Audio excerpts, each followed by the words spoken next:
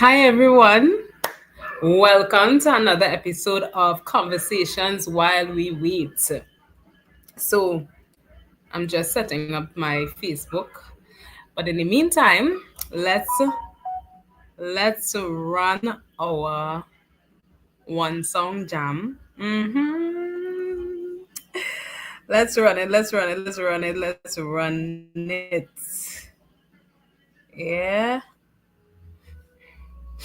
Let's find a song that we can vibe to while we set everything else up. Let's see what's been on my playlist. Ooh, I don't know. I have so much good songs, so much vibesy songs. Okay. Let me see.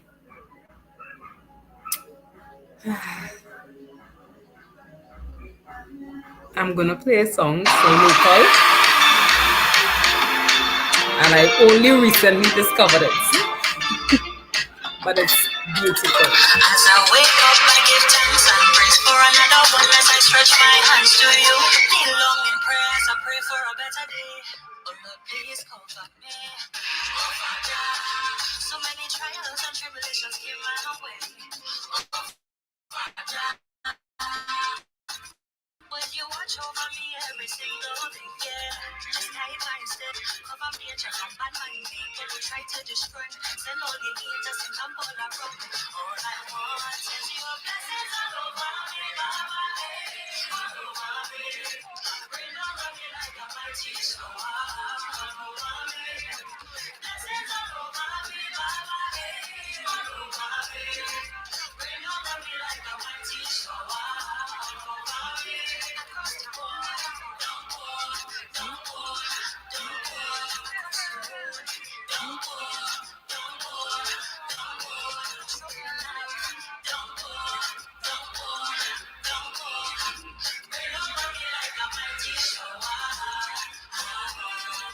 Your love alone is worthy, so I'm gonna give you glory. It don't matter any day or time, I just want your light to shine right through me. I'll give thanks cause I'm grateful. I'll give thanks cause you are the one who can save me from my sins and make me whole again. When circumstances come, we will rise up. No matter where they throw, we will rise up. From the heavens above, I just want your blessings to rain down on me. Rain on Baba, rain on Baba, send your power through the atmosphere. Rain on Baba, rain on Baba, send your power through the atmosphere. Blessings all over me, Baba, all over me. Rain over me like a mighty shower, all over me. Blessings all over me, Baba, all over me. Rain over me like a mighty shower, all over me. Baba, you are the source of life. Everything comes from you. You are the source of life. Fill my cup. You are the source of life. Everything comes from you. You are the source of life. Fill my cup. Pour your blessings all over me, Baba. All over me. Rain over me like a mighty shower. All over me. Blessings all over me, Baba. All over me. Rain over me like a mighty shower. All over me. Baba, rain down, rain down. Baba, rain down, rain down. Baba, rain down, rain down, rain down. All over me, yeah. Yes. What did you think of that? Listen, I absolutely love that song. Local, local thing for the win. Local thing for the win. That is Downpour by Shanzi. So you can check that out. I believe in supporting local talent, supporting local everything, right? The Facebook giving me some trouble. It's more like the device. It's more the device and not the app itself. Um, but we should be live in like 2 seconds. So thank you all for joining us. The ones who just come out early, the ones who just come out from the start. Thank you all. The ones who just watch on the replay, we value all still. We love you all still. Thank you all. So this is episode 5 of Conversations While We Wait, segment 2, the faith segment. This is our second segment for the year. So, yes. So we're gonna close things up. We're gonna wrap things up on faith. Then we're gonna take a little break. Nothing big in 2 weeks, and then we're gonna come back next month, please God, and we're gonna start segment 3. Okay, so we're gonna open things the way I open things, which is with prayer, and then we're gonna get started. We have a special guest joining us tonight. We have a special guest joining us tonight. So I want to move things along. So, Heavenly Father, thank you for bringing us here safely this night. Thank you for keeping us, oh God. There have been some strange weather conditions recently, but we are grateful that we are here, still in the land of the living, able to have conversations surrounding you, oh God, surrounding your goodness, surrounding your words, surrounding all that is well and beautiful. So, today we'll be talking about faith, and we want you in the middle of the conversation. We want you right here with us. So join us, be in the room, and help us to have a fun, productive conversation. Use me as your oracle, oh God, and even the speaker that's joining us so that we can have faith-based conversation, something that will uplift you and bring you glory. And bless all those who are watching this and who will watch this on the replay in Lord and neighbor in Jesus' almighty name. Amen. You all let us have to try and remember to keep my prayer short. Keep it short and to the point, okay? Because there's a forum for everything, right? So tonight we are talking about faith, but not just faith. We want to talk about faith as it relates to forgiveness. Faith and forgiveness. We've had various topics. We've dealt with faith and purpose. We've dealt with faith and family. So we've dealt with faith and business as well. And tonight we are on faith and forgiveness.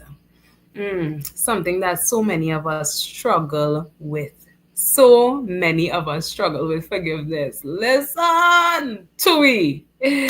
Right? But I'm ready to get into the conversation. So I'm going to invite, let me just welcome this guest to the stage. Okay, so joining us tonight, we have none other than Stacey and Baptiste. Listen, and she is one of the founding members of the While We Wait community. Sounds super exciting to be joined by her tonight. All right. So you can say, you can say good night and Everyone, good night. Good night. It's wonderful to be here. But why it took me so long. listen. I am just so grateful. I was so excited when I saw, yes, I would like to be on. I was like, yes. Um, those who joining us on Facebook, just let me know if the audio is coming in clearly, if you can hear me, what's going on. Just let me know. Right? Um, so yes, faith and forgiveness. So we know what faith is. We know what faith is. We've been through faith for the last 4 episodes, so we know exactly what faith is. We know where to find it in the Bible. For those who might not have seen the other videos, Hebrews 11 and verse 1 will tell you the biblical definition of faith. Right? So just off the top, just off the top. When you heard faith and forgiveness, what came to mind? Two things came to mind actually that well actually no it's three because having faith in God and to forgive him, having to forgive God when I thought he wronged me. Mm-hmm. And in my walk of faith, when I choose to, draw closer to God, and but not in my walk, he would have told me or reminded me of some things or brought up some things that I was holding on to that I didn't even know that I was holding on to, that I needed to forgive other people of. So yeah, we will get into that as the night go along. But yeah. Ah, okay. Okay.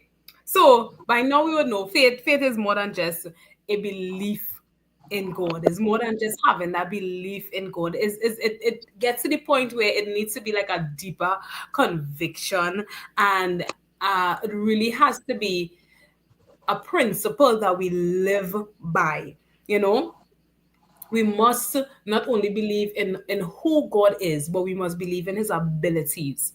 And then we have forgiveness, and forgiveness is essentially releasing resentment and anger towards someone. The release of resentment and anger towards someone. And as I use the word resentment, it is so easy for resentment to build.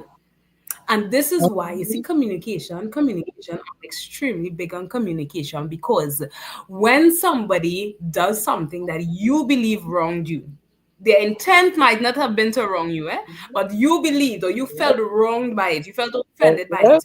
If you don't have that conversation, and it could be how small, hey, when you did this or when you do this, that really makes me feel fill in the blank.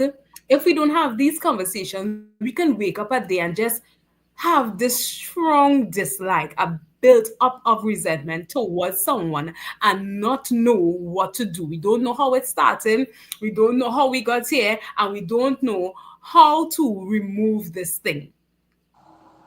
We just don't know.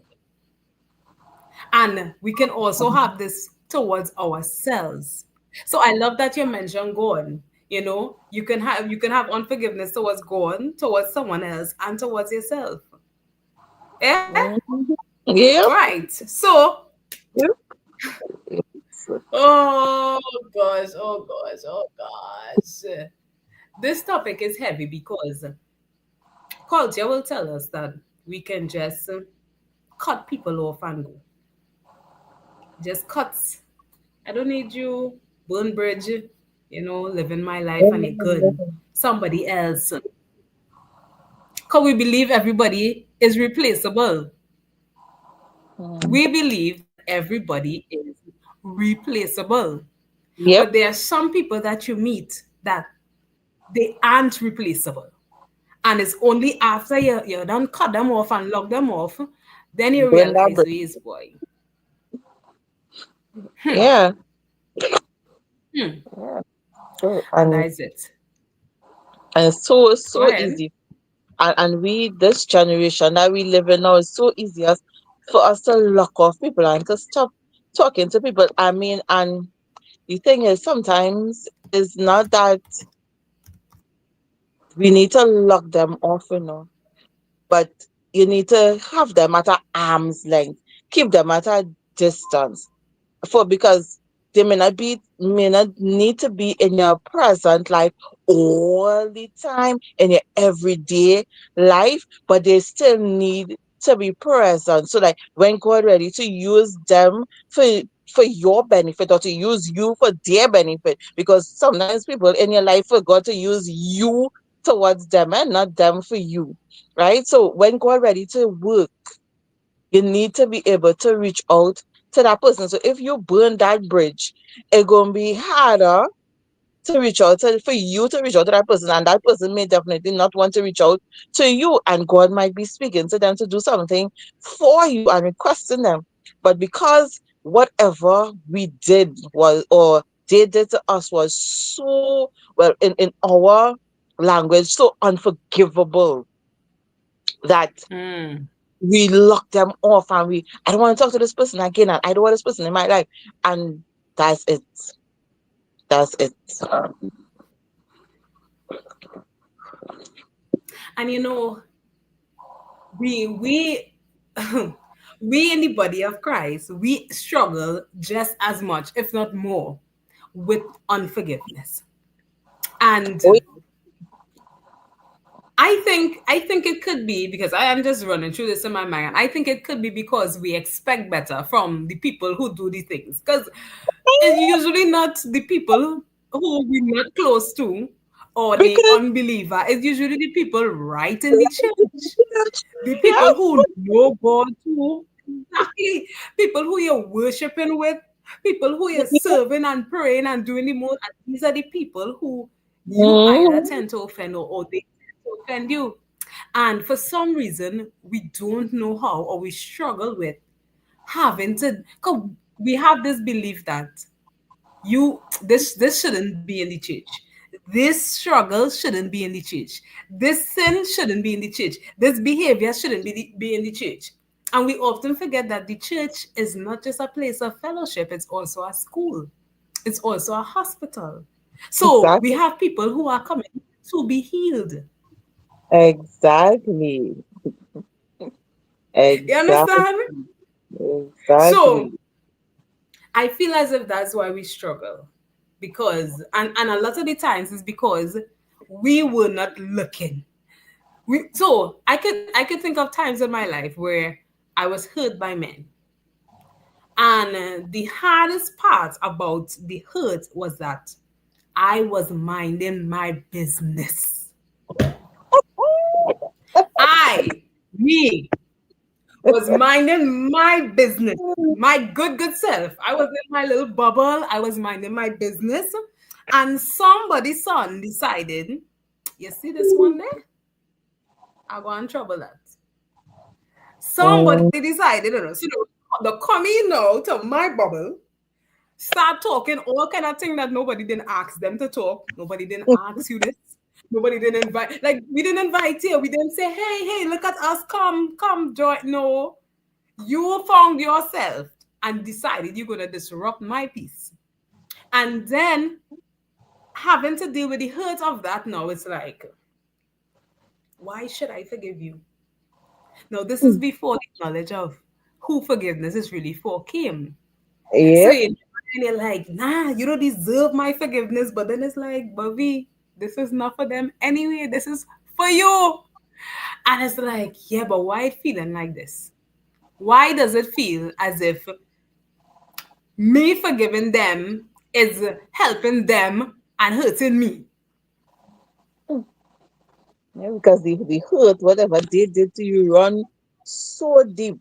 It runs so deep. Sometimes some people do things say that it hurts you to the core, right? So you find it so hard. And to forgive some people, yes, really had to go down deep to find, and if not for the love of Christ, if not for God, you really and forgive some people, you know. You really don't forgive some people for the things that they do and say about you and to you. So God And that is must it. be So in the midst. sometimes we sorry, Sorry. go ahead. I think it have a little bit of a delay. Yeah, so I'm saying that God must be in the midst of the forgiveness, because if we're trying to do it on self, it ain't gonna work out. Won't work out at all. And that is it. Because what we fail to realize is that faith plays a major part in forgiveness. They are not separate to some extent, They are not. Hmm, I don't think. Let me put it this way. I don't think that they are separate. I don't think that they are separate. So then, this brings me to this question, right?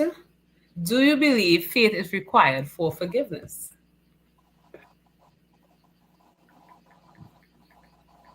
Yes, and I also believe that forgiveness is required for faith, for that faith walk that you want to walk with the Lord. Because if you're harboring unforgiveness, it is going to affect your faith, right?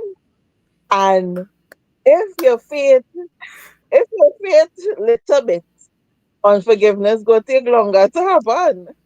They'll take longer to forgive, right? If you're low, very low on faith, they'll take longer to forgive. So they both work hand in hand.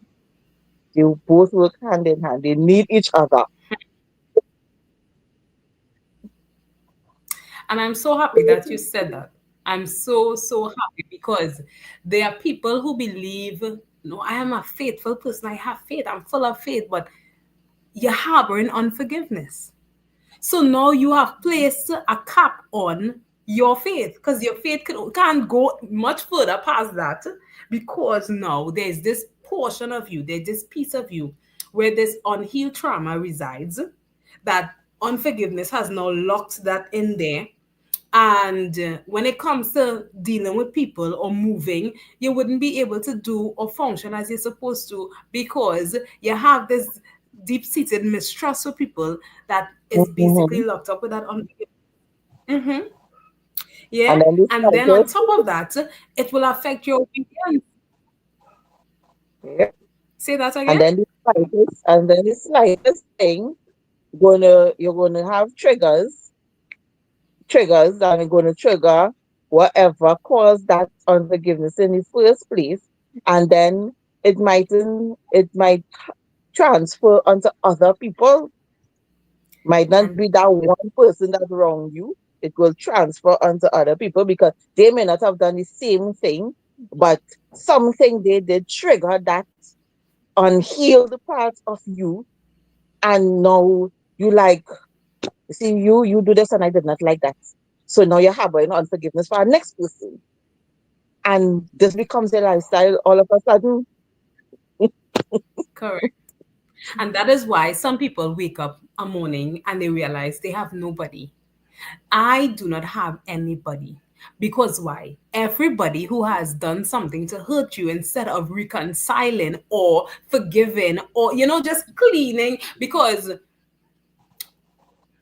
we will talk about reconciliation later on. But even though you may choose not to reconcile, you being able to forgive the person, it clears a path for somebody new to come in, for you to meet somebody Mhm. else who could do or fulfill or fill that gap in some form of the sense to do something.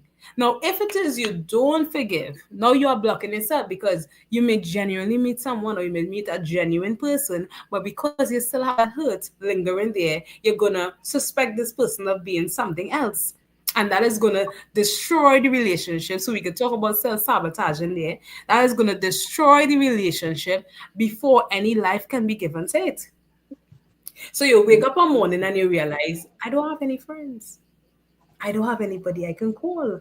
I don't have anybody to put as a next of kin or emergency contact. I don't have anybody because I lock off everybody down to family and all get locked off. Or Oh, unforgiveness and the anger, the resentment bring about certain attitudes and behaviors in you or the person that nobody don't want to be around, exactly. because we can't Exactly. deal with this. We cannot Exactly. deal with this every If your day. if your attitude and stink, you're always negative, you're quarrelsome, everything is an issue and a problem. So nobody wants to be around you because nobody wants to be walking on eggshells around you, and nobody wants to be a problem for you. So you have nobody in your life. And, and that is it. So here's some ways or some benefits I would say as to what faith does in regards to forgiveness, the role faith plays in forgiveness. So first of all, faith, it provides perspective. Faith provides perspective. It allows you to look beyond the hurt. It allows you to see beyond. So someone has hurt you, but you are now able to say or to see, they hurt me because you're able and willing. You have left yourself open to go beyond the hurt and see into that person's situation. They were dealing with something. This was a trigger to something in them. this happened because, you understand? So you're able to go beyond the hurt. And when you're able to go beyond the hurt and you're able to now empathize with that person, you're able to release that resentment quicker. Excuse. Release that resentment quicker. That is how it was meant to be. But no, no, we lacking faith to begin with, some of us. So, or we faith shaky. It's still the size of our mustard seed, even though we in the body for years. So, at the first sign of hurt or something, we just like, nah. Well, if you did love me, you would have never hurt me. You would have never do this. And it's like, but people who love you hurt you all the time. all Like the I show you time. pictures. It don't mean they didn't love you. I sure they hurt you. They might have said something hurtful. They might have done something hurtful. They used to beat you, so that was hurtful. So it don't mean they don't love you. So if we're Mm, able to look past that, so faith helps provide perspective. It broadens that perspective that we have and allow us to look deeper into the other person's situation. It strengthens our resolve. It gives us a greater courage. So even if we decide, hey, we're not going to reconcile with this person, or I'm not going to make back with this person if it's a romantic partner. No, we are not like falling apart. We not just lie down like, years and it's like, well, my life is over because this relationship ended. No, we're able to gather ourselves back again, right? You're able to hold on. This faith strengthens you so you're able to manage and deal with these difficult situations. And another point, it teaches humility. Faith helps oh, yeah. you be humble, Oh, yes. hum- humble in the whole process of forgiveness. Because we could put ourselves in a place where we believe that, you know what, being forgiving this person, and we take ourselves up a notch, forgetting that we too would require forgiveness at some point, had Mm, required forgiveness in a past time. There was a time in the past when we would have been the villain in the story. There's a time past when we would have been the villains and we would have need the person or wanted the person to forgive us. It could be in mm, your family, it could be in a friendship, it could be even be in a romantic relationship. There would have been a time past, and there would be times in the future when you would be the one. Because life has a way that's humble you, right? And it has put you in situations that you never expected to be in. It will put you in situations that you have said, I will never end up in this. I will never do this. Or maybe it's just me because I end up in every time I said I end up in this situation, the Lord wanted to just bring me down real quick. Every time I uttered, I will never do this, I've done it. I didn't even see when I was doing it. I just woke up in it. That's how quickly it happened. It was like, oh, and then I remember I said, wait, they really used to say never, no, because everything I judged, I end up in, and that's how I used to judge it. I will never do this. How I could do this? How people could do this? Never me, eh? Till I watching myself and I like, we look here, you rich. Oh, so I faith hope will humble God you. this. Mhm. It will humble you. It's supposed to humble you throughout that process of forgiveness. You are supposed to see all the sides. You're supposed to see how this might affect God, how it affecting the other person, how it affecting you. Process. Because most times you have to forgive all these persons in every situation. Because the person might have hurt you, and because of that, you might have said something that was sinful. You might have jumped out of character. You understand? So it humbles us. It humbles us. It humbles us. Right? Yeah, yeah, Naraya girl. Talking to some I have some peeps on the Facebook here. Good night, Akisha. Good night, Naraya. Thank you for joining. So Naraya has a question for us. And I want to pause here just to answer the question because I find it's a interesting question. And I'll pose it to you first. Okay. So the question, yeah, we out here, unscripted. So the question is, how do you know when you have actually forgiven someone? Hmm. When you have actually forgiven someone, you could be in the same space with that person.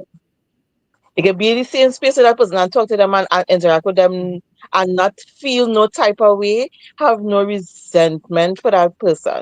That is true forgiveness. You could talk to them and not with not have an attitude, or you're talking to them but you're watching them kind of sly in the corner of your eye, just waiting for them to mess up to do something again. No, that is not true forgiveness. When you could do that and not feel hurt or any type of way emotionally, but happy, but peace. You're at peace in the moment, in their presence, in that space with them. You forgive that person. That's forgiveness right there. Forgiveness brings you peace. Right. I like that. I like that. Forgiveness brings you peace. I like the whole thing, all the things I was just said. And what I would add to that is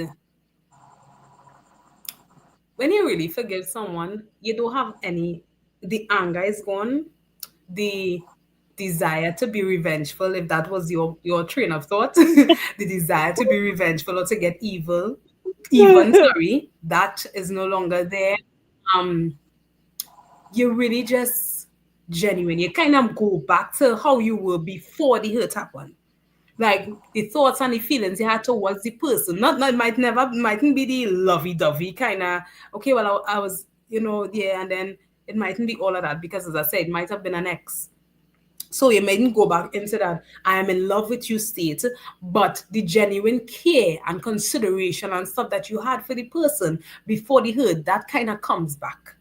In some Yep. cases, it truly leaves, but it comes back to the forefront where now you could check in with the person, as Stacey said, it could be in the same room with the person, and you're not on one corner and they're on the other corner. You could actually interact. You could hug, and it's not a pretense to say like people here, so I'm just pretending that we cool. It's genuine. You can Mm-hmm. you can reach out to the person if the person is in need of something. You can show up for them. Genuine, genuine, genuine, genuine. Exactly. Genuine. Yeah. Y'all don't viewers, y'all feel free to add to this in the comments, because we might have missed some stuff. We might have missed some stuff. So forgiveness really is the release. It's like the release. You ever had tension? I don't know about everybody, but when I'm stressed, my tension starts right here in my neck and my shoulders. I get like big knots right here. So right? So, and then you feel that weight, you feel the pull. But Yes. when Yeah. that is released, it's like, who? I It's like, feel light. who? Free. That is what releasing unforgiveness feels like. It's like, oh, I can breathe again. I can be me again. Because when you carry unforgiveness, you basically put yourself in a bubble, in a box, in a wall. You're imprisoning yourself. So what they don't tell you, the very walls that you built to protect you also imprison you. The very walls that you build to protect you, they also imprison you. Yeah. Oh, we have some more questions coming in. Oh, I just love this. Would you say forgiveness makes you forget? Not necessarily. For me, for me personally, girl don't know how to forget nothing. And by that I mean I don't know if it's a skill, I don't know if it's I don't know what you would call it. But personally, I will remember. But I wouldn't remember in a it's right to the front of my mind and I'm thinking about it all the time and I'm picking up space in my frontal lobe. It's not gonna be like that for me. It's going to be like, okay, if I'm thinking about like we talking about unforgiveness here, I know all the hurts that I've been through since I could remember. All the hurts is now right there in my mind. I could pull from any one of them. It's So they almost as now if they're become right your in a folder right there. testimony. And when I have say So that again, they now become your testimony. They now become your testimony. exactly. So No, so it's Mm. like the information is right there for me. Some people actually forget. Some people forget certain details about it. They may not remember exactly what transpired, but they will remember that we had something. Something happened in the past. I am a very detail oriented person by nature. I'm very meticulous. I remember details. I remember details. I might be able to give you a month and year too. I remember details. And part of it is deliberate. Part of it is deliberate. And I say that because I try to remember what not to do again. So a part of me saves certain things from my past as a reminder, do not do this again. Doing this is what led to this. Doing this is what caused this. Saying this is what caused this reaction. So it's part of it is deliberate for me. It reminds me of because so like every time, remember I just told you all that I was uh, I was very judgy, very, very judgy, and I would say the I never. So part of those moments burnt into in my mind.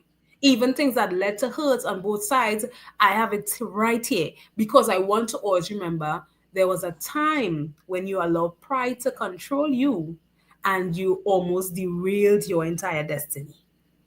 There was a time when you allowed, you understand, feelings to take precedence. And I keep those things here for that purpose, not for the purpose of, oh, but you see, Being no, vengeful and being, holding unforgiveness and being resentful and whatnot. Because if you're remembering for that sake, then you can't expect God to throw your sins into the sea of forgetfulness.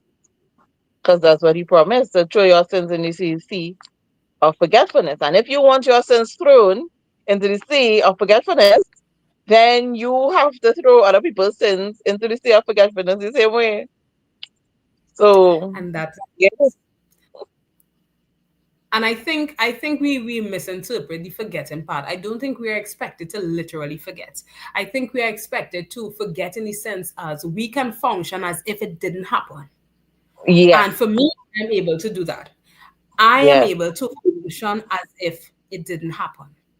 You will not know unless I say to you. Anybody from the outside would know unless I say to them, hey, no, we was no, it's like this. Because I am able to function as if this didn't happen.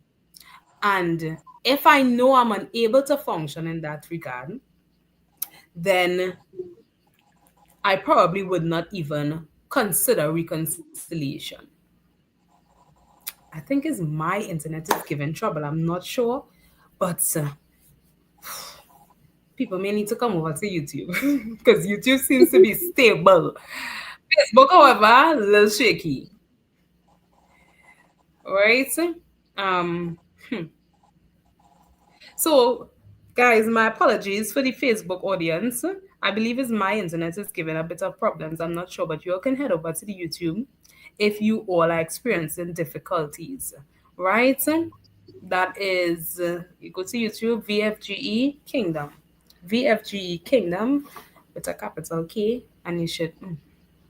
I gone again. Anyway, they will figure it out.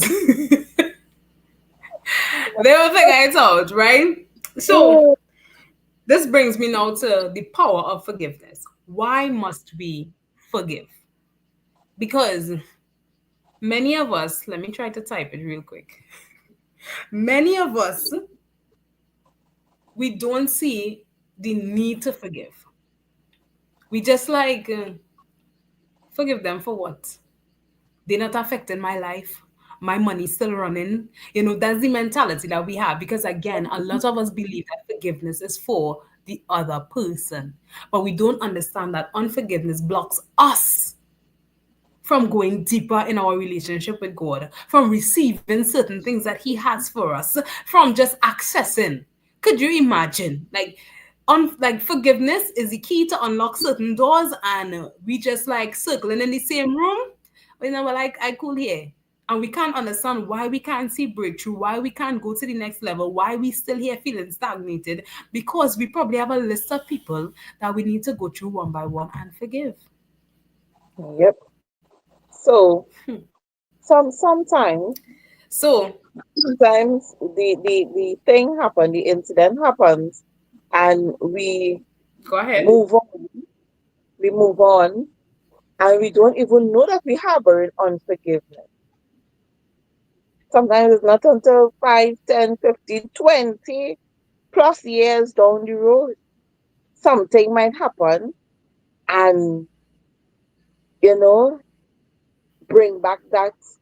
And sometimes you may not even realize then that is unforgiveness that you harboring for this person because of this thing that would have been said or done to you, right? So sometimes you have to be aware of it, and that's where faith in God comes in.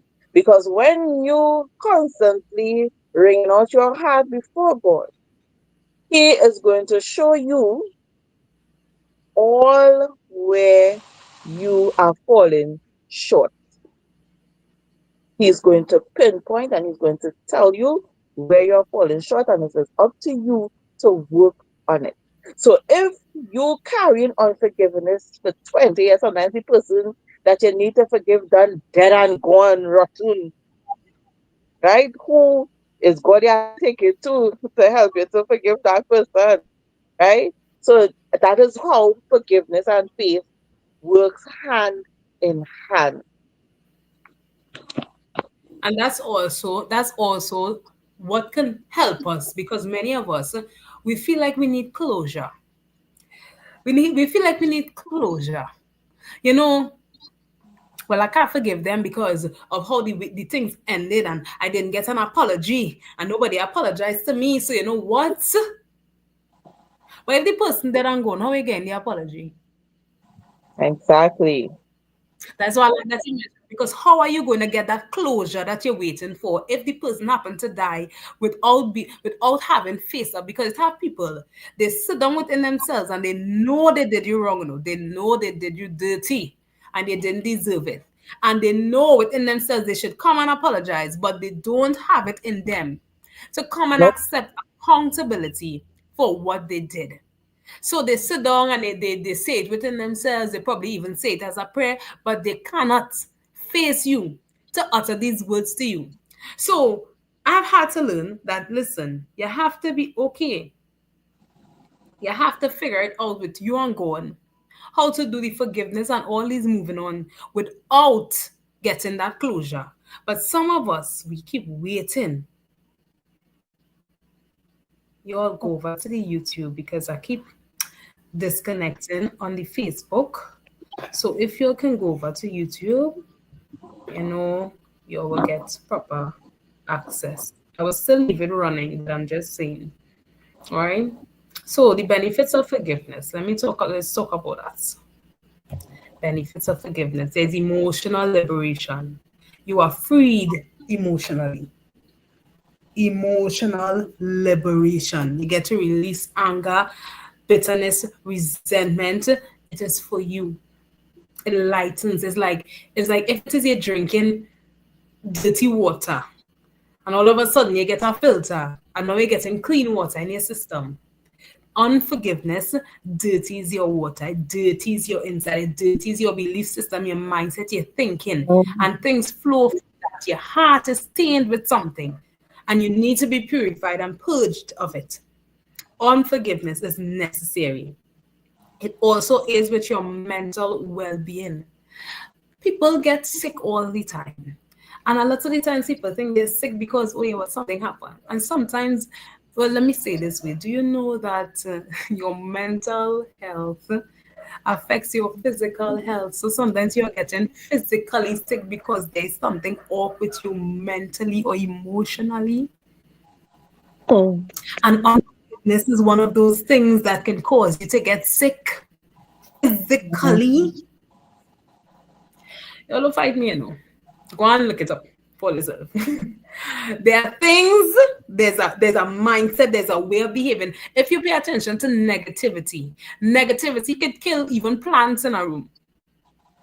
Oh yes. That negative energy that is festered and fostered, that can kill down to plants in a space.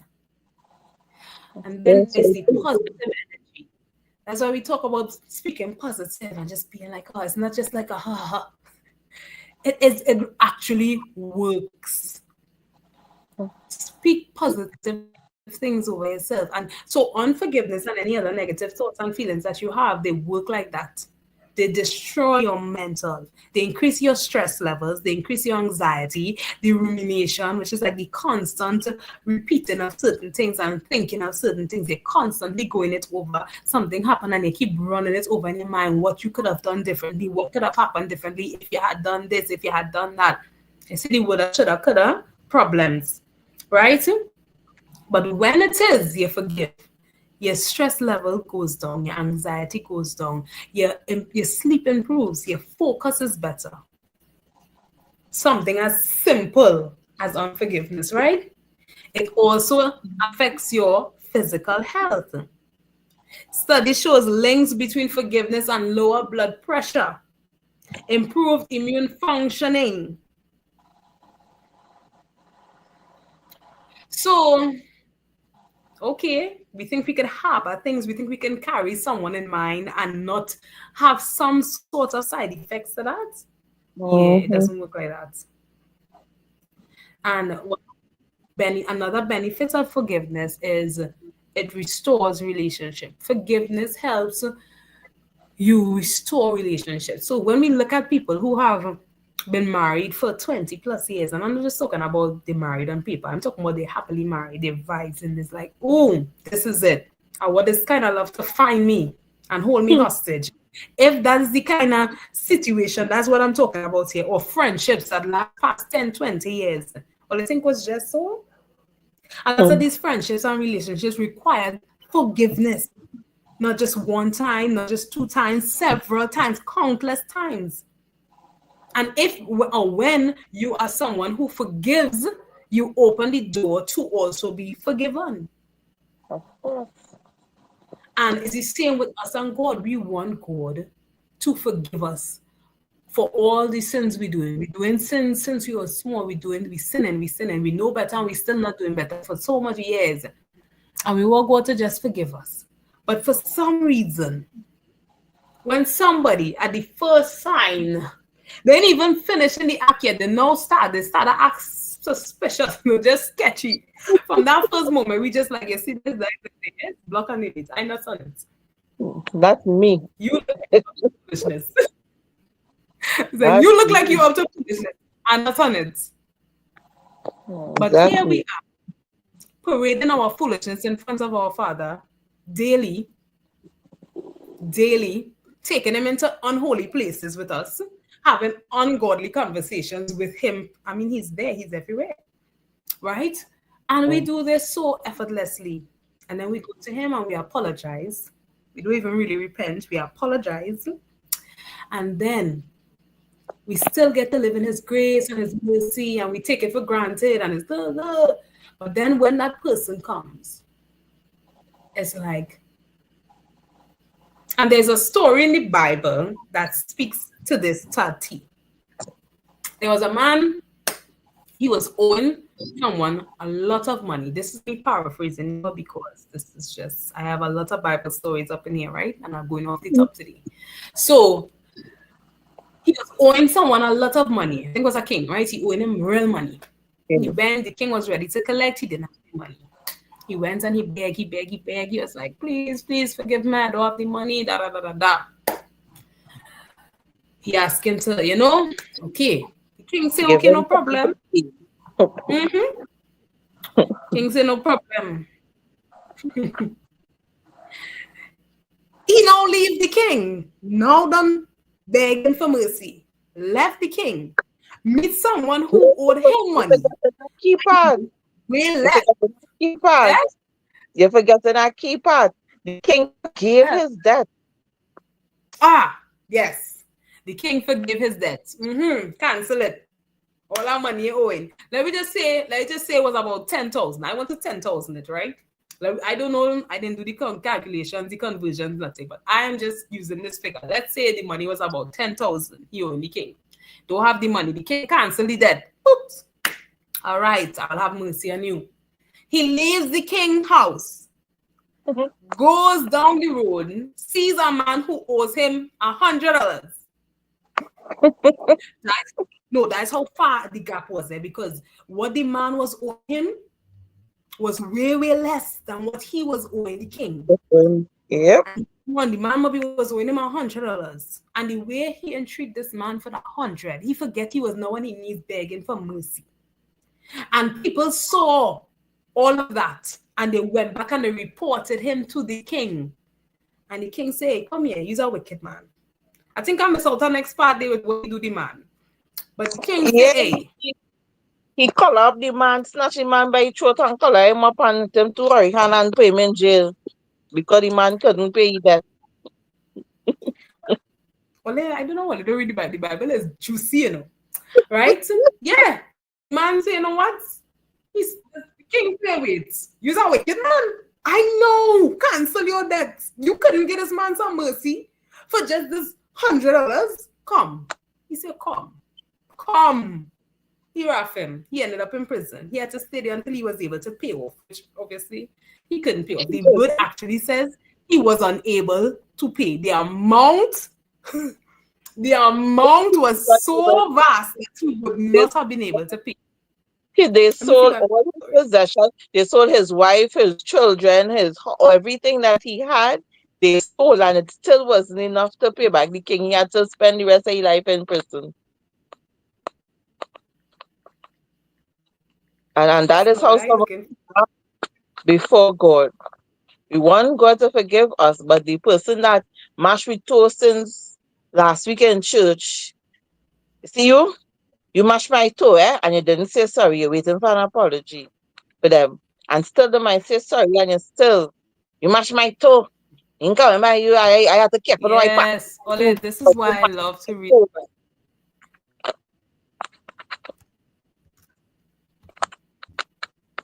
This is why I love to read the Bible, because you get so much real life scenarios. The parable of the unforgiven servant. That's how it is here. I just Google it, right? Because I mightn't be able to remember where I find things, but I hold the stories very close to me because they resonate. Real life things resonate with me. So it's like I read this and I was like, whoa. Because it was the same moments, the very same moments. So, yeah, well, I could go and take in that story, read it up, and see Matthew 18, verse 21 to 35. Right? I must still put it on the screen here, so the people who taking it in on the replay can see it with ease. 21 to 35. Yeah. So check out that story, The Unforgiven Servant. It is when you read through the Bible, it's like, oh my gosh, I just love this. I just absolutely love this. So those are some of the benefits, right? You get to restore relationships. And then another one is personal growth. Forgiveness is an act of strength, not weakness. It demonstrates emotional maturity and resilience. So let's just clarify. Forgiveness is not condoning the behavior. It's not saying the behavior is okay. It is also not forgetting. So not saying you can't, because someone in the chat said that they are able to forget. So you could forgive and forget. Some people know how to do it. Some people are built that way. All right. So it doesn't mean if you're forgetting something wrong with you. But it also is not a problem if you still remember. Because, I mean, unless you deliberately try to blank certain memories out your mind, chances are you're going to remember. Chances are somebody might say something years after and it's going to trigger that memory and be like, hey, I remember I went through something like this. But it's not as if it's constantly on your mind. right? I remember there was a time, as there's a story I always talk about when we talk about forgiveness, because it took me years to forgive this lady. And I'm going to be paying attention to how I tell this story to know if there's still some unforgiveness lingering. Because it took me years to forgive this lady because I was a child when it happened and she was an adult and she lied on my sister and I. She lied and we got in trouble from our mom. Like, I was like, this big woman lying, boy, where she seen, boy? So that troubled me for years. And the worst part is my mom believed her because she was an elder person. Like, she was a granny. Like, you will call her granny. That's how vast the difference was in terms of age. We were children and she was already like granny stage, right? And she told this lie very effortlessly. And of course, my mom is like, well, in a way, somebody this big is going to lie on my children or my child. Well, it was Right. me and my sister, right? And she lied. And it was like, what? So it was like, oh my god, there was so many levels of distress here. Like, oh my gosh, my mother didn't even believe me. Oh my gosh, this big woman, why is she doing it? So it was just so many layers. And I remember, yes, the woman had died, and I was still salty about it. I'm talking about, no, she was died. She had died, and I was still like, you can't trust people out here, right? But thankfully, I said the story and I didn't even have a hint, because when I used to tell the story, I used to get back vex. Like, I used to get back vex and I didn't even recognize it. People used to be like, but look, I get back vex. And I used to be like, yeah, because da da da da da. So it took me years. I'm telling you, years to get over this thing, because I was like, what's she seeing? You know? But mm, hmm and Okay. So, exactly, Mariah. Imagine us without God's forgiveness, mhm. So I'll share this with you all, right? So right? I was into Form 4, went into Form 4 in secondary school. And when they asked me to choose my subjects, I chose all food and nutrition subjects. And food and nutrition and sewing, those are my main subjects that I wanted to do. And on the day of orientation, I saw that they put me in the business class.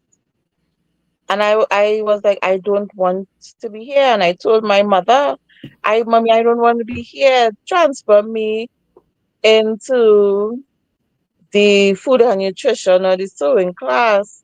Find one that have room and transfer me. I don't want to do business. Right? And I did not know that I was harboring unforgiveness on my mother for that, because she'd never transferred me, because she went home and she and my grandmother and her sisters had a conversation and they told her to let me stay right there. They probably thought I wanted transfer to a different school, but it's not a different school I wanted. It's a different class I wanted to go into, right? So she left me there and she did not heed me. And I deliberately did not do well because I did not want to be there. I used to sleep in the class. The only class I used to pay attention in was the accounts class. Everything else, I would just, if I feel to do the work, I do the work. If I feel to do the work, I put my head on the table and I sleep.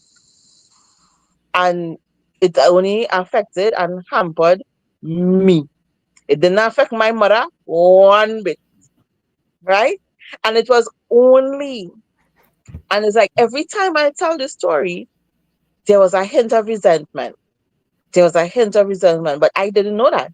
And like, I would be like upset all over again. And I didn't know that. And it's when I truly started my faith walk and I truly decided to surrender everything to God. So I was telling the story to somebody, and the Lord pinpoint, there's some resentment there. You need to forgive your mother for that. And immediately, the next time I went and looked for my mother, I sat and I spoke to her, and I told the entire story to her, and I had to tell her, I said, I forgive you. I forgive you for not, Oh gosh, you know, me. excuse you. I forgive you for not paying attention to me, for not listening to me at that point in time. I forgive you. So, and that within itself drew me closer to God, because had I not been obedient when the Holy Spirit said, there's resentment there. Fix it. Deal with it.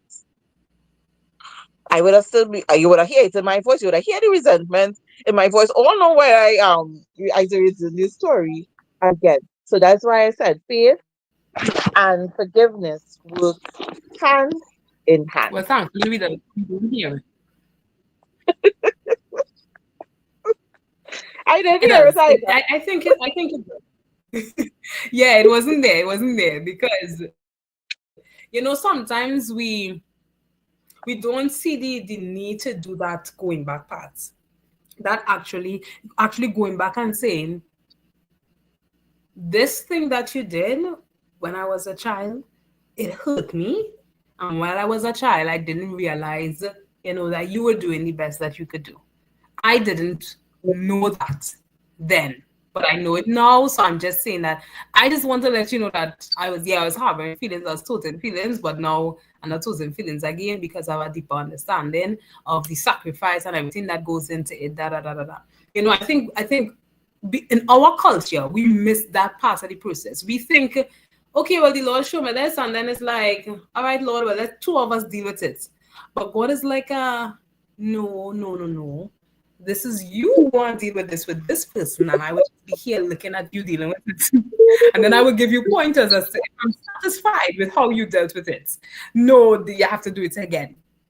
Like when two siblings, a sibling or two children, fall out and they make them apologize, and it's like, no, say it like you mean it. Yes. Say it like you mean it. It's like, yeah, no, you gotta go do that again, and this time do it like you mean it. You know. Yeah. But in situations where the person has passed, he will do it. He will allow that reconciliation, or that moment, that release to happen with him and through him. But once that person is still alive and you're able to go to them, he will want you to go to them. Go and have this conversation. But he is so merciful and graceful, because I full of grace, sorry. I remember there were times when there were things that I had to address. And I would be like, well, Lord, I had to do this again. Like, I've been addressing this, but nobody is listening. Like, I don't know how else to say it. Nobody is listening. Do I need? And I started to ask him, I said, Lord, help me to make adjustments, because it first started to feel like a cycle. Like I'm right back here and I'm continuously back here. And I'm continuously like, like let's just use this analogy where there's like a pit. There's like a hole in the ground, and you walk, and you fall down. And then you come out, and then you walk again and you fall down, and you want to know if it's the same hole you fall down in. In cartoon, it used to be the same hole that I used to move, right? But you want me like, so like my life is a cartoon now. I fall down in this hole again, boy. So it starts to feel like that, like I just right back here. And at one point I said, Lord, I need you to do something in me. I need you to shift something in me. So whether it's like you open my eyes so I could see the hole before I fall in it, that you give me some kind of wisdom so I will see it coming and walk around it. But at some point, instead of, because I wanted the other people, the other parties involved, I wanted them to see what they were doing to me, or how what they were doing were affecting me, and make a Mhm. change. I kept going back, and it's like, oh, we fall long again. We talk about it. We fall long. We talk about it. Oh gosh, how much talk we could talk? How much wood chuck, right? So it's like, what is going on here? So I said, you know what, Lord, I'm really starting to get tired of this. I say, let it be that I make some form of adjustment that shut this whole thing down. And that's why I mentioned the grace and his mercy, because that is what he started to do. He started to show me how I keep walking into this trap or falling into this hole. He kept showing me it, and I was like, oh, okay. So then I started to see it coming and dodge it, move around it, turn back, find another path. Like I started to, even if it was a longer way, I started to do those things.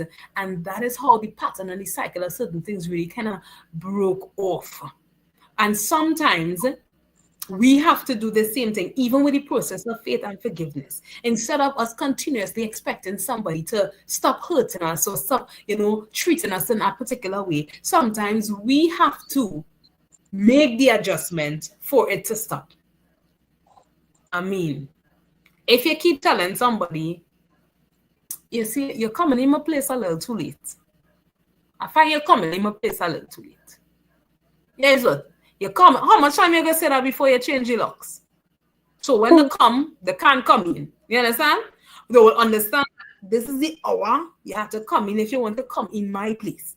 How much times you will have the same conversation? At some point, you have to make some kind of adjustment. And for me, it feels like the same way with forgiveness.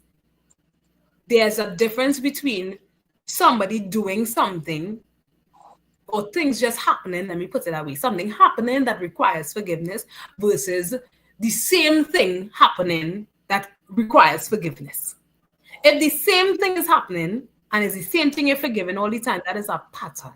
That is a habit that has been formed. That's some kind of conditioning that's happened. There's some sort of labeling has happened there, and that needs to be shut down and addressed. But if we're talking about, oh yeah, these is different things. This is just things that just keep happening, that is not the same, that is not pertaining, it's not a character flaw per se, it's just life or, an oversight here or there. That is something different. And if we are the first one and we realize it's the same thing, then this is where we need to make an adjustment and say, you know what? I need to make an adjustment on my part because this is habitual. This is already a pattern that has formed here. So I need to break that pattern and break free of that. And I say that because that brings me into the conversation of reconciliation. Yeah? It brings me into the conversation of reconciliation because the former explains a situation where reconciliation might be off the table. But the latter explains a situation where reconciliation might be considered because you understand this is not a character flaw. This is actually just, you're busy, you're stressed, you're this, you're that, different things happening. As humans, it's something human. But the other one is like, yeah, it's not deliberate per se, but it has happened too much time that now we can actually see a pattern and trace it out. So, what are your thoughts on reconciliation and forgiveness?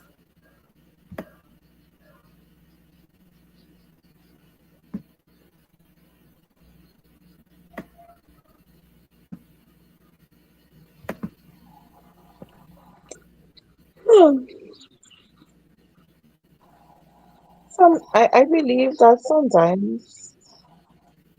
sometimes you need to forgive. You could forgive people and keep your distance from them because some people you keep forgiving them, they keep wronging you, they keep hurting you over and over and over. So in that aspect, I believe you could forgive them, and there's no need for reconciliation.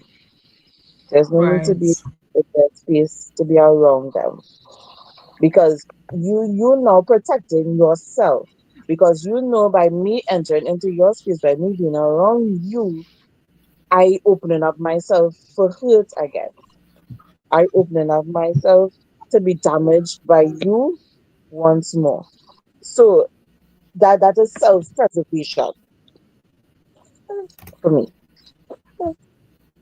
Right. Okay. Okay. All right. All right. No, I agree. I agree that I don't think that they are mutually exclusive. I think you can forgive and not reconcile. I think you can forgive and choose not to reconcile. I think it's also it's communication is required in everything. I am the person who I'm the person who will message you and tell you, hey, I don't think this friendship is working for me anymore. I don't think this is serving me anymore. So I just wanted to say, well, you know what? From going forward, we will not be, or I will not be, you know, interacting with you in this capacity. I am that person who will do that. Why? Because I believe communication is big. I believe in respecting somebody. If I was friends with you, if I considered you in a certain level, and now I'm here, I believe I could communicate that with you. The same way, I believe that if somebody does something and it hurts you, you should be able to communicate, hey, this is where I stand. this was sort of like a deal breaker for me, or I feel like I've reached my wits end with this situation. I felt like I've forgiven you more times than I should have had to, or even with all that, I just feel like I am unable to reconcile with you at this moment, and I wanted to communicate that with you. I think we need to get to that place as adults where we can have these types of conversation, not to, something happens, somebody is offended, and then we just start moving left. We just start, so you just kind of in this limbo. You don't know like, but I'm a boy, I'm a girl. Are we good? We not good? We still shaky? We on eggshells? What we is? What we on? What going on here? I think people need to know where they stand in relationships, in friendships, in business partnerships and affiliations. I think people need to know, even if it's just for the sake of categorizing, even if it's just to know, well, I will invite you to my wedding, or you to an anniversary celebration. I will invite you to this event, or no, not you, because we are not there. Even if it's for the sake of that, because you don't want to put yourself in a situation where you thinking we good, and the person is like, yeah, we not good, but that was not communicated. So I think some situations may warrant not being reconciled, and I think some situations should be reconciled, but because of the hurt or the past trauma and hurt and pain and everything else, you can understand why reconciliation is a negative, you know? So, But I don't well, think yeah. unless you reconcile with somebody, you have forgiven them. And there's some people who believe that.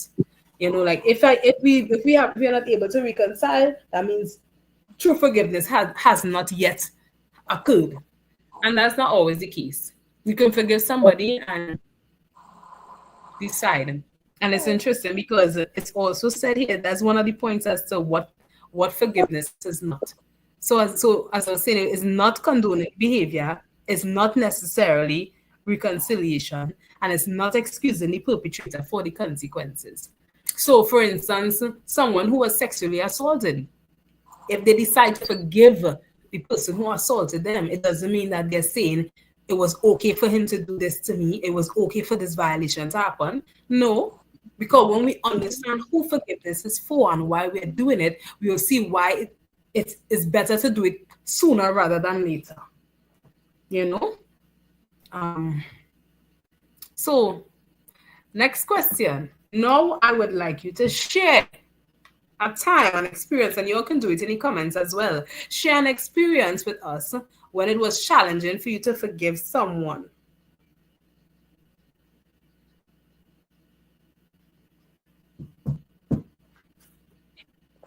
So that would be my children's father, because we've been together. We were together for 17 years, and that 17 years was no easy. It had a lot of ups and downs in those 17 years. And then when I started to seek God, and I needed to leave the relationship because I could not continue living in that sinful, can continue living that sinful life, and because I was being convicted, so I needed to leave. And it caused a rift between us when I left. And we did not talk for over a year. We did not speak, because and then when we did speak, there was always tension, and there was always an argument, and the both of us would hang up the phone upset at each other. And I remember, after I stopped calling him for a while and stopped taking his call, and the Lord would have impressed on my heart to pray for him. And I watching the Lord sideways. I was like, why? For what? Why must pray for him for? And you laughing. I was like, for why? Why must pray for him for? I say, if you telling me to go back, they change your mind, because that's the first thing that came to my mind. Lord, if you sending me back there, change your mind, forget it, because I ain't going, because I don't see what you could want me to pray for that man for. But the funny thing is, by the second time that I felt the impression to pray for him, I did. I did. And it took a while. But every time I would pray and I would feel the urge to pray for him, I would pray for him. And over time, over time, God truly is an amazing God. Over time, the pain melted, the pain disappeared, the resentment, the anger. It was a lot of anger. There was a lot of anger there. There's a lot of anger. I didn't even know that there was so much anger. Right? There's a lot of anger. And over time, all of that dissipated. It went away to the point now that we could be in each other's space. We have normal conversations over the phone. We talk and it's like nothing ever happened, right? Like nothing ever happened. But it wasn't easy because I didn't want to pray for him at first. I honestly did not want to pray for him at first because, and I was holding on to the anger. I was holding on to the hurt. And through praying for him, through being obedient and praying for him, that helped the anger and the pain. It's like God just put a healing balm on all the wounds, and it was like nothing ever happened. Yeah. Wow. Look at that. Thank you so much for sharing that. We have so much no, as we say, testimonies that we could share about situations and times, challenging moments where we had to overcome something, where we had to overcome a feeling or a fleshly desire, because flesh will tell you, nope, nope, we're not doing that. You don't deserve that. But God, He really is a higher power. He calls us higher every single time because he it's often described that his perspective is different to ours. His perspective, when we are looking at it from just right here, he has a completely different perspective. So he is seeing how this unforgiveness can affect your children, your interactions, not just between you and them, him and you, like everything, them and you, because they might have started holding resentment towards you because of how you are treating him. Oh gosh, the thing can get very dramatic, you know. So God sees and he knows everything. So, I want to applaud you for that, for being obedient. And this is why faith is essential in forgiveness, because God will ask you to forgive somebody, and it's not just like a quiet forgiveness, like, yeah, just forgive them. It's like, no, that person, who wronged you, I want you to go and apologize to them. And it's like, excuse me? They should be, I think you have it wrong. You mean you want me to wait for them to apologize? Yeah, wait. But that's how he works. It's like, no, I want you to be the bigger person. It's like, Lord, what are you talking about? I remember, and I shared this a couple of videos back. Maybe when we was doing segment one, and there was someone really close to me, and that person, they would have felt slighted by me in some way, but they didn't communicate that. They didn't communicate that at all. And we were friends for several years, probably close to 10 years, over 10 years. It was that long. And they never communicated. And it got to the point where they felt like they needed to separate or sever the relationship. And they made that choice. Now, I'm a person, and I think it's because of my background in psychology, counseling psychology, to be specific, that I am that person who will tell you, do what you need to do for your peace of mind. And if that includes locking me off, then you do that. I don't hold these things against people because I understand everybody trying to survive. And if this is what is best for you, you do that. I will respect it, and I will respect you for being able to take this stance in your life.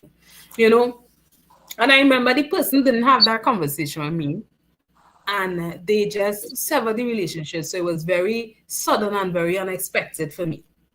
And it was about some weeks after I still in my angry phase. I so angry, I hurt, I confused, all the things happening, and then the Lord will tell me, go and apologize. I should apologize because little pieces started to unfold to try and put the story back together. And I was like, I said, apologize. I said, for what? Exactly what you said when he said pray for the man. That was my, I was in that same state. I was like, for what? Me do nothing. I was like, what I do? Because I mean, I expect you to come to me as a friend and then we will trash it out. We will have that conversation, we'll talk. And even if you still decide, well, nah, there's no I on, then I could say, okay, no problem. I respect you for that. But I am the one who was slighted, Lord. I don't understand what you're doing right now. And when I tell you, I'm going to be fight God for about 3 months, it was about 3 months. It was a long time. And he kept impressing it on me, send him a message apologizing. And I was just like, Lord, I really don't know. Me and him will have open conversations like this in my car because I still like, I will be like, Lord, why you keep asking me to do this? I don't know why I have to do this. What I do? That was my only question. What I do to have to apologize for? Like, because, and I think another part of it is that I like things to be genuine.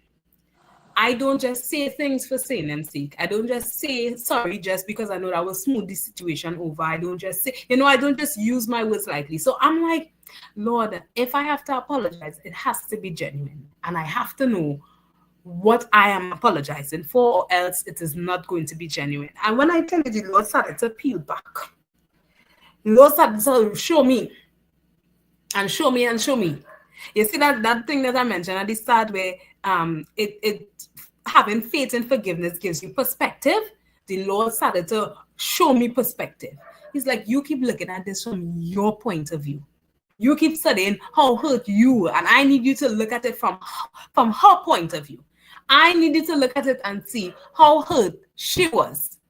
The point that she had to reach to bring her to this decision. And I still didn't like it because I was like, okay, I don't care. Well, yeah, like at that point, I didn't care. At that point, I was like, listen to me. She made her decision. Lord, it's over. It's done with. Like, like I didn't get an opportunity. I didn't get a say. It's like somebody waking up a day and saying, I don't want to be in this marriage anymore. You don't get a say. You just have to deal with the weight of what was said, what was decided for you. So it felt like that. So it's like, why should I even care now? So after I fight him, like one thing with me, he does always win, and I know he does always win, but I still like, So I fight him, and then I eventually say, okay, Lord, I see what you're saying now. It took me too long. And after that, I had to pray that, Lord, I pray the next time I see what you're saying sooner, because that 3 months cost me. So I eventually went and I sent a message. Apology. I mean, the only way it was a message or an email. We were real close to emails because the access was restricted. And I sent a text, SMS. You all know what that is? The youngins in the chat know what is an SMS.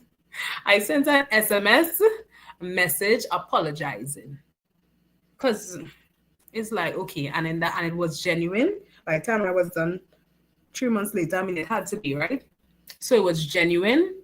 There was no expectation of reconciliation or even a response.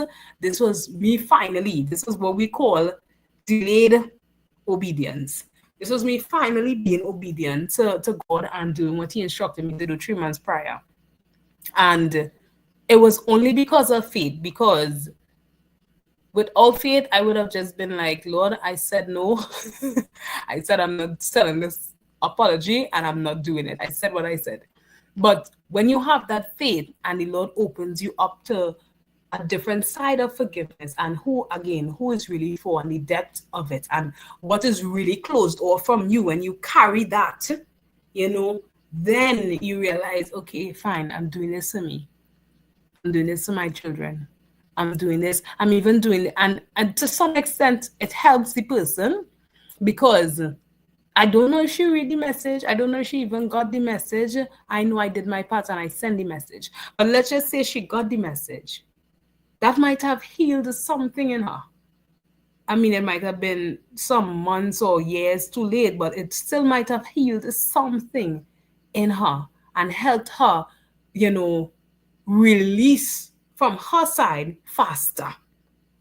So, yeah, yeah. Mm-hmm. So that was basically my example of this. Having to apologize to someone that wronged me in the name of obedience. The only reason it was done, it was in the name of obedience. Because if it wasn't me trying to be obedient with God, I would have just be like, yeah, it's a negative. It is a negative. But someone mentioned forgiveness of self in the comments. And I want us to talk about that a little bit because it is more challenging for us to forgive ourselves than to forgive others in a lot of cases.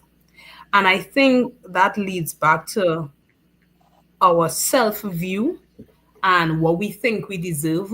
Because some of us, we don't think we deserve to be forgiven. Some of us, we think of ourselves so little, like we have this very low view of self that we don't think we deserve much in this world to begin with, to be honest. We don't think we deserve much. So we could show that grace and that kindness towards others with ease. But when it comes to ourselves, for some reason we are just so hard on ourselves. It's like, nah, we don't deserve this. Nah, we don't deserve this. Mm.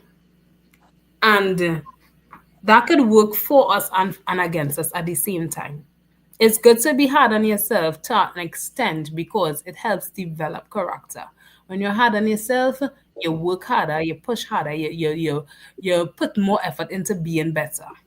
But then on the flip side of that, if you're too hard on yourself, then you are the one breaking yourself. Somebody else not coming and break you down. You breaking down your own self. And by not forgiving yourself, you are also one, you're engaging in unforgiveness, same way. Two, you're also denying yourself access to certain things. It works the same way regardless of who the unforgiveness is towards. Whether it's towards somebody else, whether it's towards you, whether it's towards God, once you have unforgiveness in your heart, you are blocking access. Blocking, I should say. You are blocking access to certain things spiritually. And it's are things that you're waiting and you're praying and you're doing the most, you're talking to God about consistently, but that unforgiveness is one of the things that is blocking you like a big boulder in the way, blocking your access to the thing that you're waiting for. It cannot be manifested in this realm because this is in your way. And I think a reason why people tend to find it hard to forgive themselves is because they probably don't want it to get to the point where they're okay. They become so relaxed.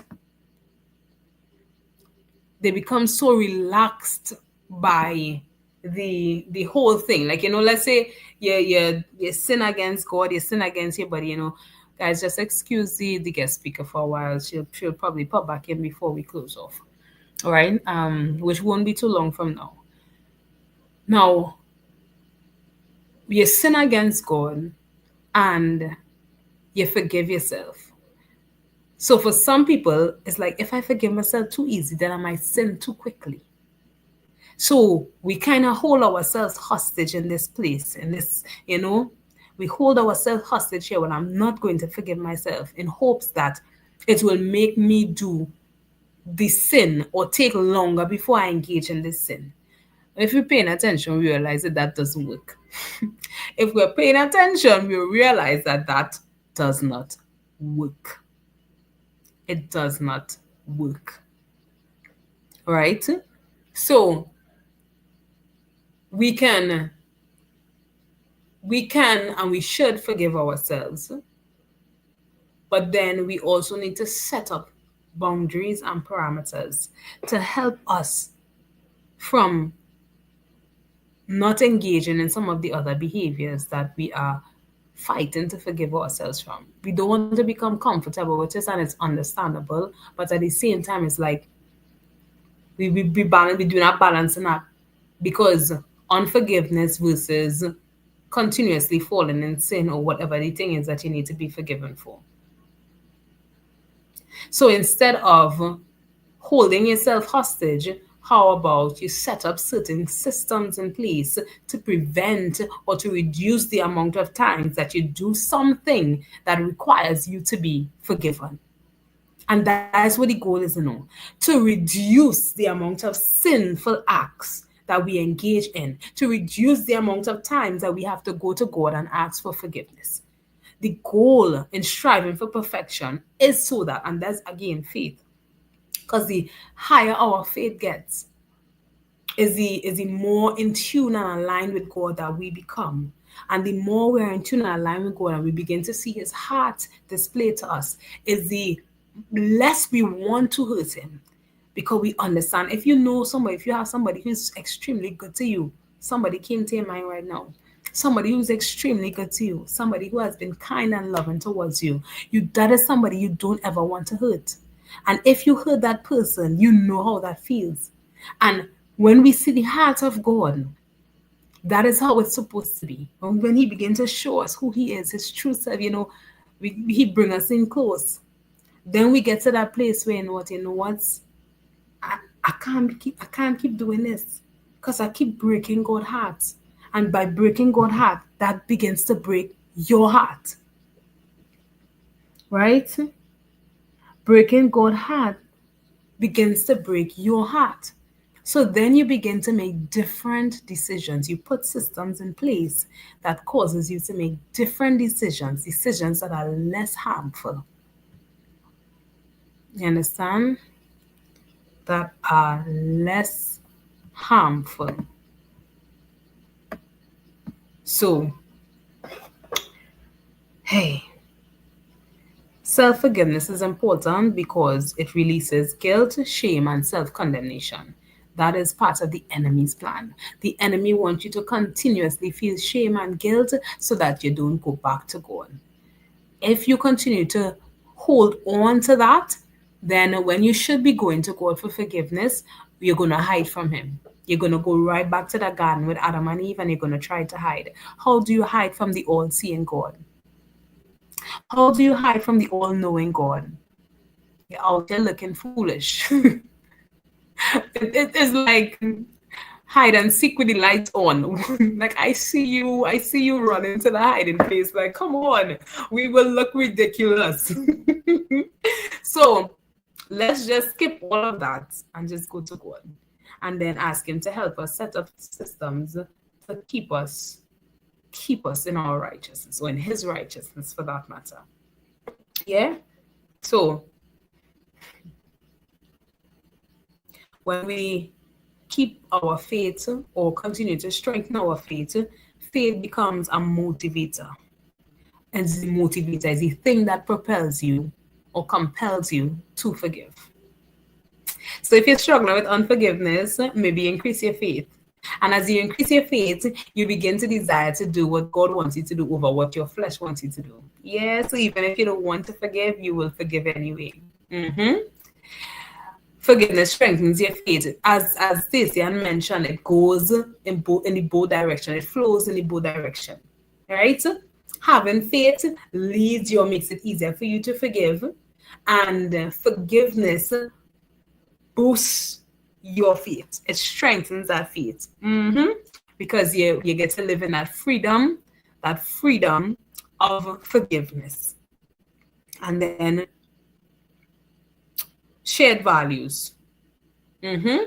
Shared values both often emphasize faith and forgiveness, emphasize compassion, empathy, and moving forward. Unforgiveness keeps you stagnated. You are stuck where that unforgiveness happened. You can be how old? So let's say in 2008 is when you were hurt. We could be in 2025, but you are still in 2008. You have not moved past 2008. I don't care what you have accomplished. I don't care what you have done. You are still in 2008. And when you forgive, that's when you release that and you're able to move forward. So the years keep rolling by, but you are still stuck in that place. And that's why you will find grown people still functioning as children. They're still thinking as children. They're still moving and believing. Children. Because why? They probably were hurt at a young age. So they still have unhealed wounds from that time period. So that is where they're stuck. Time has kept rolling by, but they are still trapped right there when that hurt happened. Yeah. So shared values. How do we cultivate forgiveness? Acknowledge the hurts. Decide to forgive. So, a big thing about forgiveness that nobody talks about is that forgiveness is a choice, it is a decision. We decide that we're going to forgive. We come to that conclusion. It's a decision that we make that we are going to forgive. It doesn't just happen just like that, right? Most times you have to decide that you're going to forgive.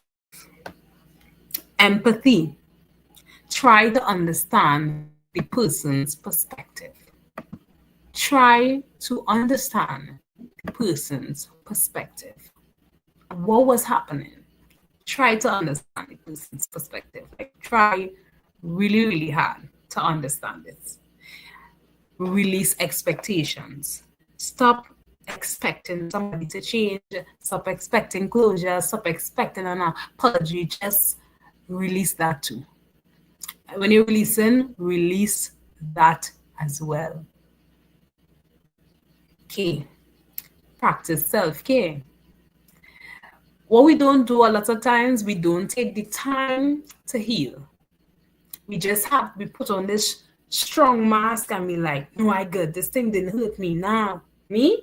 You know, it's me? Nah, ding. And it's all a show. And we've gotten so used to the mask that we don't even take off the mask when we're at home. We don't take off the mask with God. So we go into Him with that same sort of, it's me, this thing didn't hurt me. Let's just stop.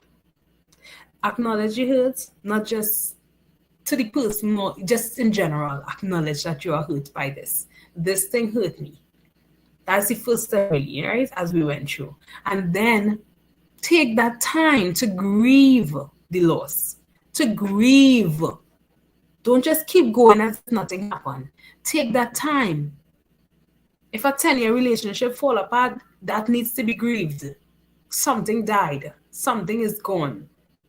That needs to be grieved. Even if it's for it's a temporary something, even if it's for a season, you don't know. You may not even know how long that season will last. Grieve that thing. Spend some time with yourself. Love on yourself. Pamper yourself. Do something. Treat yourself. Self-care. Forgiveness takes a lot from you. Forgiveness takes from you. So this is how you pour back into you, right? Seek support. In some situations, you may need to look for a psychotherapist. You may need to find somebody to talk to. You may need, if your friend, your family, your spiritual leader is not enough, you may need to find and outsource somebody else, because something about the external perspective helps, right? So, patience. Patience is essential. Be patient with the process. Be patient with the process, y'all. The process need real patience. But be patient with the process. Right? Meditate. Pray. Reflect. Journal. I will add in that. That's not here, but I'm adding that in. Journal. Do something. Right? The options. Not everybody who might view this might be believers, so meditation might be the thing for you. I still say pray regardless, but meditation might be your vibe, reflection might be your thing, journaling might be your thing. Journaling is a good way to get what's on the inside and the outside. Journaling is what gets what is on the inside and the outside in a healthy way, right? And then you just want to let everything go and get back to that place where you're open to it again. It shouldn't be to the point where, I signed this off and that is it. You know, somebody had one friendship, the friendship fall. I say, see me, that's why I don't have friends. Never again. You want to make a friend ever again. So you're going up in places. Now you're showing up in places and you're not talking to nobody. You're not talking to nobody. Or even if you're not connecting, you're not asking nobody for the number, they're not asking. If they ask, you're telling them no because you're just like, nah. You're keeping everybody at arm's length. Dangerous place to be. We are created to be in communion with others. Right?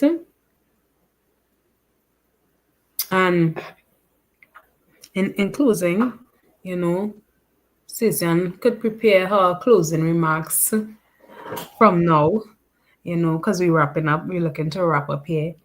All right. So remember that story in Matthew 18:21 to 35, the unforgiven servant. Read it, reflect on it, right? Remember what forgiveness is and what forgiveness is not. We spoke about that. We spoke about that. So you may need to run this video back, especially if you struggle with it. Forgiveness provides perspective, it strengthens resolve, it teaches humility. Right? Why should we forgive? Emotional liberation, mental well being, physical health, restoration of relationship, personal growth. Forgiveness is not condoning of the behavior, not forgetting, not necessarily reconciliation, not excusing the perpetrator for from consequences. Right? We know self forgiveness is hard, although it is hard, it is worth it. It is a way of releasing you from shame, guilt, and self condemnation. Forgiveness functions or forgiveness rule in faith, faith's rule in forgiveness, sorry. It moves as a motivator. It strengthens, forgiveness strengthens faith, and there's shared values. They both function on empathy, compassion, and moving forward. Right? So, faith provides the lens and the strength. Forgiveness liberates the heart and deepens the spirit. These things are meant to be practiced, faith and forgiveness, but they can work in tandem with each other and they help each other. It is important because without either, without faith and without forgiveness, you are blocking access to certain things from the heavens. It says, without faith, this is Hebrews 11:6. Without faith, it is impossible to please God. Without faith, it is impossible to please God. And what we know unforgiveness can affect you in every sense of the word. So now we're going to see if Stacey has any closing remarks for us. So first I must say sorry and excuse me, but my battery died, so the phone cut off, and I have to take off the camera for it not to cut off again because on the charger right now. Right? I must apologize. But I had a revelation like when Vicky was talking, and it's like, words why you leaving me now? Ah, I lost my train of thought. Why? But anyway, I guess that was for me, and I wasn't to share with the public just yet. But Ah, just just a reminder, faith brings peace. Not faith, sorry, faith, yes, but forgiveness. Forgiveness brings you forgive. peace. When you no longer have to carry that load, it brings that ease, it brings that lightness to you. And you no longer have to carry that load, and you no longer have to be watching over your shoulder and wondering if you go see this person because you can't deal with them right now or you can't handle them right now. No. When you forgive, you are at peace with whatever the situation is.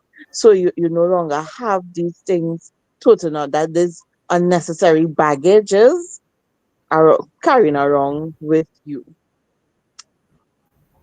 And also Forgiveness is a choice. You have to choose to forgive. Lord could keep singing it in your ears. You have to choose to forgive. You have to choose peace. You have to want that peace and choose that peace to forgive. And that's it for me tonight. Thank you so much. I'll take this time just to thank Stacey Ann for taking her time, cutting into her night to be here with us. Founding community members, I love when they come on and join me for these sessions. It is conversations while we wait, and everyone in the While We Wait community is waiting on something from God. So it was a pleasure having you here. I enjoyed our conversation, and the insight that was brought on forgiveness and as it relates to faith.